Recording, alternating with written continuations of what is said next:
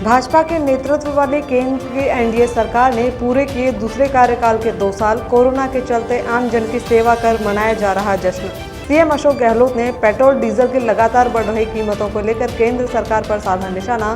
कहा, मोदी सरकार के बुने महंगाई के जाल से तंग आ चुका आम आदमी। सिरोही विधायक संयम लोढ़ा ने सांकेतिक उपवास रखकर दिया धरना। देशवासियों से अमानवीय व्यवहार को लेकर एनडीए सरकार के 7 साल पूरे होने के मौके पर मांगा पीएम मोदी का इस्तीफा।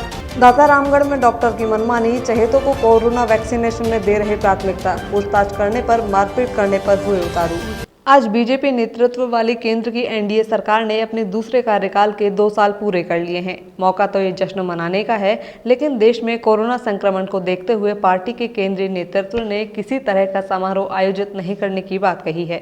हालांकि जिन राज्यों में भाजपा की सरकार है, वहां राज्य सरकारें कल्याणकारी कार्यक्रमों का आयोजन कर सकती हैं। इसके अलावा देश के सभी बीजेपी विधायकों और सांसदों को जिम्मेदारी दी गई है कि वे 2 गांवों तक पहुंचे और लोगों की मदद करें। इसी के तहत प्रदेश के बीजेपी नेता भी जन सहयोग के जरिए इसका जश्न मना रहे हैं। वहीं पूर्व मुख्यमंत्री वसुंधरा राजे, पार्टी के राष्ट्रीय अध्यक्ष जेपी नड्डा सहित पार्टी के कई नेताओं ने इसकी शुभकामनाएं भी दी। यास चक्रवात से हुए पश्चिम बंगाल में नुकसान की रिपोर्ट लेने पहुंचे पीएम मोदी के साथ मीटिंग में नहीं बैठने को लेकर सीएम ममता बनर्जी पर तरह तरह के आरोप लगाए जा रहे हैं। इस बीच भाजपा नेता मुकुल रॉय के बेटे शुभ्रांशु रॉय के एक फेसबुक पोस्ट को लेकर तरह तरह के कयास लगने शुरू हो गए हैं। शुभ्रांशु ने कहा कि पार्टी ममता सरकार की आलोचना बंद करे, आत्मनिरीक्षण करे। भाजपा नेता मुकुल रॉय के बेटे शुभ्रांशु रॉय ने एक फेसबुक पोस्ट लिखी। इसमें कहा कि जनता का समर्थन प्राप्त करके आई सरकार की आलोचना करने से पहले खुद का आत्मनिरीक्षण करने की जरूरत है। चुनी गई सरकार की आलोचना बंद करें और आत्मनिरीक्षण करें। गौरतलब है कि हाल ही में प्रधानमंत्री नरेंद्र मोदी चक्रवात यास की तबाही का जायजा लेने बंगाल पहुंचे थे, जहां राज्य में उन्होंने समीक्षा बैठक भी की। इस दौरान राज्य के मुख्यमंत्री ममता बनर्जी 30 मिनट देरी से पहुंची थीं और 20,000 करोड़ रुपए की सहायता राशि की मांग वाले लिस्ट पीएम को थमाकर चली गईं। इसको लेकर भाजपा नेताओं ने ममता बनर्जी को जमकर घेरा। इसके बाद ममता बनर्जी ने भी इसको लेकर सफाई दी। इसी मामले पर शुभ्रांशु रॉय ने पोस्ट साझा की थी। अंतर्राष्ट्रीय स्तर पर कच्चे तेल की कीमतें घटने के बाद भी पेट्रोल डीजल की कीमतों में लगातार हो रही बढ़ोतरी को लेकर राजस्थान के मुख्यमंत्री अशोक गहलोत ने केंद्र की मोदी सरकार पर निशाना साधा है। मुख्यमंत्री ने आज ट्विटर पर जारी अपने बयान में कहा कि अंतर्राष्ट्रीय स्तर पर कच्चे तेल की कीमतें कम होने के बावजूद पेट्रोल डीजल की कीमतें लगातार बढ़ रही हैं।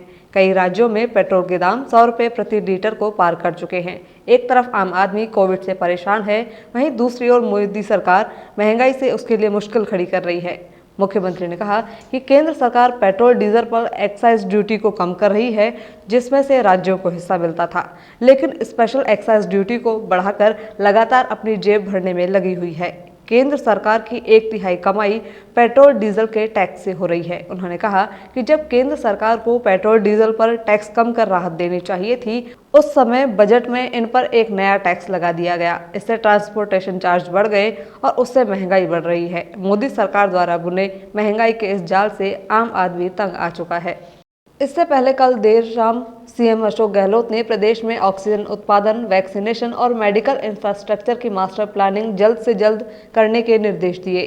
सीएम गहलोत प्रदेश में कोरोना संक्रमण की स्थिति की समीक्षा बैठक के दौरान प्रदेश में कोरोना की तीसरी संभावित लहर का सामना करने की प्रभावी रणनीति तैयार करने के लिए जरूरी निर्देश दिए। उन्होंने कहा कि देश में कोरोना के विभिन्न वेरिएंट्स होने तथा तीसरी लहर और अधिक घातक होने की खबरें सामने आ रही हैं। इसे लेकर देश दुनिया में हो रहे शोध और अध्ययन को ध्यान में रखते हुए रणनीति तैयार की जाए। उन्होंने कहा कि कोरोना संक्रमण की आगामी आशंकाओं के मद्देनजर ऐसे स्टैंडर्ड प्रोटोकॉल तैयार किए जाएं, जिनके आधार पर भविष्य में लॉकडाउन लगाने, अनलॉक करने, बेड की संख्या बढ़ाने और मानव संसाधन सहित अन्य व्यवस्थाएं सुनिश्चित करने की आवश्यकता और टाइमलाइन का निर्धारण करने में आसानी हो।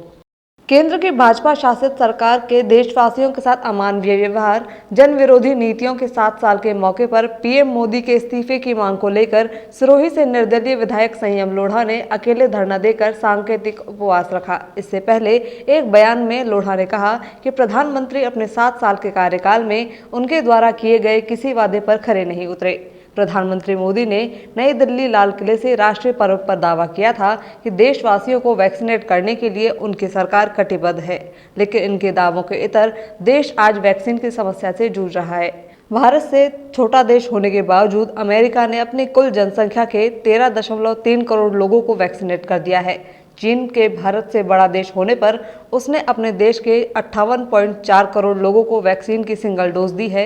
वहीं मोदी सरकार अब तक 4.24 करोड़ लोगों को वैक्सीन की डबल डोज दे पाई है। उन्होंने कहा कि अमेरिका ने अमेरिकन फर्स्ट की नीति पर चलते हुए दुनिया भर की वैक्सीन एकत्रित कर ली। वहीं मोदी सरकार ने इंडियन लास्ट की नीति पर चलकर 6.5 करोड़ डोज निर्यात करके भारतीयों की जिंदगी को खतरे में डाल दिया।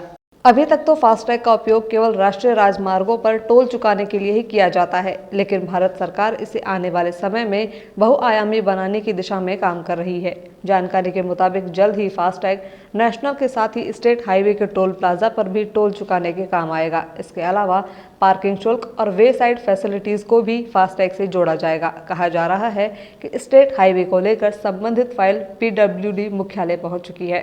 विभाग की ओर से मंजूरी मिलते ही स्टेट हाईवेज पर भी फास्टैग लागू हो जाएगा। जानकारी के मुताबिक कोरोना से स्थिति सामान्य होने के बाद इस योजना को लागू किया जा सकता है। राजस्थान में लॉकडाउन कामयाब होता नजर आ रहा है। प्रदेश में कोरोना संक्रमण के आंकड़ों में गिरावट का दौर जारी है।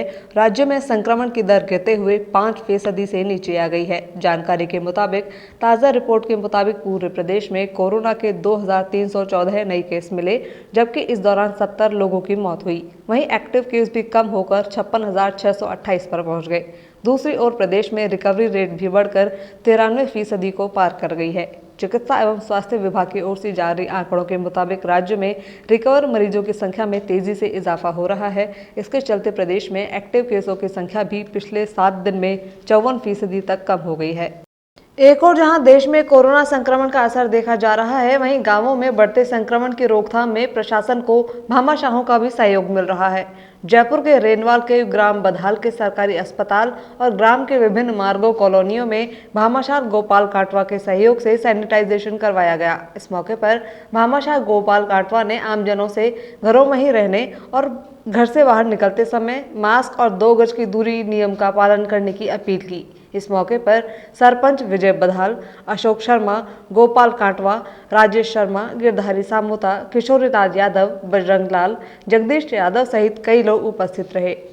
जयपुर के चैनपुरा गांव में उन्नत भारत अभियान योजना और राष्ट्रीय सेवा योजना इकाई राष्ट्रीय आयुर्वेद संस्थान जयपुर की ओर से विशेष कैंप का आयोजन किया गया। संस्थान के कुलपति प्रोफेसर संजीव शर्मा ने बताया कि इस कैंप का मुख्य उद्देश्य कोरोना काल में आमजन की सहायता करना है। इसी उद्देश्य को ध्यान में रखकर इस कैंप के माध्यम से चैनपुरा गाँव के लोगों को निःशुल्क मास्क, सैनिटाइजर और स्वास्थ्य पत्रिका का वितरण किया गया। इसके साथ ही कोरोना संक्रमित लोगों को आयुष 64 टैबलेट्स का भी निःशुल्क वितरण किया गया। वहीं एनएसएस के प्रभारी डॉक्टर महेंद्र प्रसाद ने बताया कि इस कैंप में लगभग 200 लोगों को मास्क, सैनिटाइजर, स्वास्थ्य पत्रिका और 3 कोरोना पॉजिटिव रोगियों को आयुष 64 टैबलेट्स का वितरण किया गया। इसके साथ ही कोरोना महामारी से बचाव रूपी दिशा निर्देश भी आमजन को विशेषज्ञों द्वारा दिए गए। इस कैंप में डॉक्टर महेंद्र प्रताप के साथ डॉक्टर सुमन शर्मा, डॉक्टर निशा ओझा और डॉक्टर अमोल कुडू ने भी सक्रिय योगदान दिया। नागौर जिले के डीडवाना में सामाजिक संस्था भारत विकास परिषद ने गर्मी के मौसम को देखते हुए कच्ची बस्तियों में रहने वाले लोगों के लिए पेयजल की व्यवस्था की है। साथ ही गौवंश को हरा चारा और रिजका खिलाया जा रहा है। संगठन का यह कार्य 1 महीने तक जारी रहेगा। सचिव अजय रत्न सोनी ने बताया कि संगठन ने सेवा कार्य शुरू करते हुए कच्ची बस्ती, बंजारा बस्ती, फतेहपुरी गेट, आडका बास में लोगों के लिए पानी की व्यवस्था की। इस दौरान अध्यक्ष महेश टाक, प्रवीण भारुका, अनुराग मल्लवात, रोमेश कुंपावत सहित अन्य ने सेवा कार्य किया।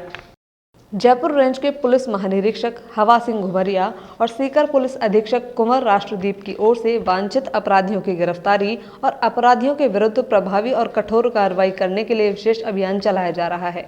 इसके तहत नीमका थाना अतिरिक्त पुलिस अधीक्षक रतन लाल भार्गव और रेंगस पुलिस उपाधीक्षक बनवारी लाल धायल के सुपरविजन में 23 मई की रात को कस्बे की विशाल सिटी से चोरी की गई बोलेरो कैंपर गाड़ी को बीकानेर के जसरासर से बरामद कर 4 आरोपियों को गिरफ्तार किया गया।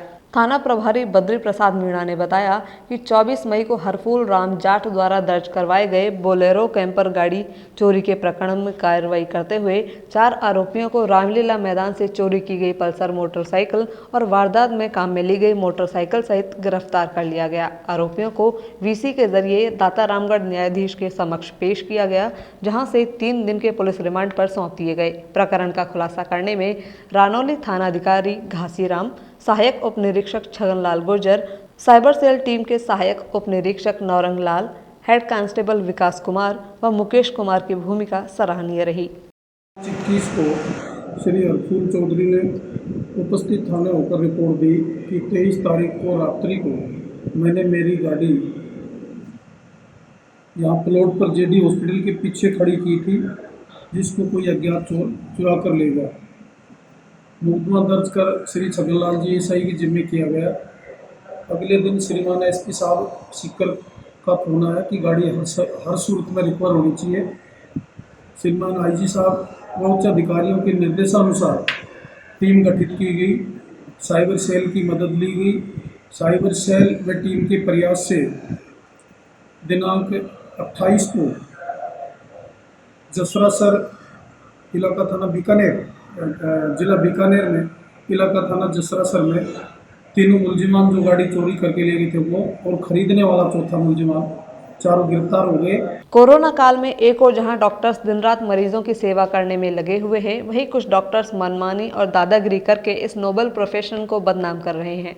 दाता रामगढ़ क्षेत्र की ग्राम पंचायत बाय में प्राथमिक स्वास्थ्य केंद्र पर बाय पर डॉक्टर श्रीकांत की मनमानी आम जन के लिए खासी परेशानी बनती दिख रही है। डॉक्टर साहब वैक्सीनेशन सेंटर पर अपने खास लोगों को पहले वैक्सीन लगा रहे हैं, इससे आम जन को अपनी बारी के लिए इंतजार करना पड़ रहा है। जब स्थानीय पत्रकार ने जनता की इस नाराजगी को कैमरे में कैद करना चाहा तो डॉक्टर साहब नाराज हो गए और डॉन बनकर आ गए। डॉक्टर ने पत्रकार का फोन छीना। डॉक्टर अपने रसूख का उपयोग करते हुए लोगों को परेशान करते हैं और अगर कोई सवाल करे तो उसके साथ मारपीट पर उतारू हो जाते हैं। लोकतंत्र के चौथे स्तंभ के प्रतिनिधि के साथ डॉक्टर की इस हरकत को देख गांव के सरपंच सहित गांव के लोगों ने भी इसकी कड़ी निंदा की। मैं भाई सरपंच मुकेश खांडर। आज भी अस्पताल में वैक्सीनेशन में अव्यवस्था सुनने में आई। यहाँ के ग्रामीणजनों ने बार बार फ़ोन करके शिकायत की कि हमको टोकन दिए गए और उसके बाद में टोकन में 84 दिन नहीं हो रहे थे, तो उसमें के कंप्यूटर एक्सेप्ट नहीं कर रहा है, तो उन लोगों को खूब परेशानी हुई है। ऐसा 3-4 बार पहले भी हुआ है कि लोगों के साथ सही सिस्टम से काम नहीं हो रहा, ना वैक्सीनेशन टाइम पे सही तरीके से करवा रहे हैं। दूसरी चीज़, सैंपल में भी कई लोगों की शिकायत आई, तो ये व्यवस्था सुधरनी चाहिए। मैं ग्राम जनता पार्टी की तरफ से निवेदन करना चाहता हूँ प्रशासन को, सिस्टम को, कि यहाँ की व्यवस्थाएं सुधारी जाए। देखिए, इस समय कोरोना काल में मीडिया भी, प्रशासन, पुलिस, डॉक्टर्स, उनके साथ लोगों को हर चीज़ वायरल करने में लगा हुआ है और काफ़ी हद तक लोगों में जनजागरूकता पहुँचाई।